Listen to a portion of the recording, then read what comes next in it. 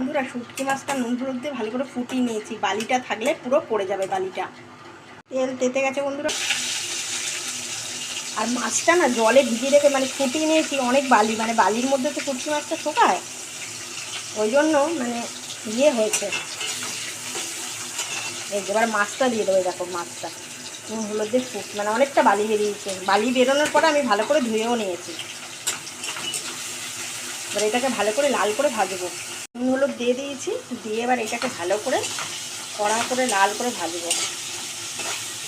এই যে সুন্দর করে একদম লাল করে ভাজা হবে, তারপরে ভাজা হয়ে গেছে। এবার টমেটোটা দিয়ে দেবো, এই যে টমেটোটা দিয়ে দিলাম। বন্ধুরা এই শুটকি মাছ যদি তোমাদের ভালো লাগে প্লিজ লাইক করে দিও, সাবস্ক্রাইব করে দিও, আর সবার সঙ্গে শেয়ার করে দিও। বন্ধুরা দুপুরবেলা ক্যামেরাটা খুব ডিস্টার্ব করছিল, তাই পুরোটা হয়তো তোমরা পাবে না, যতটা পাবে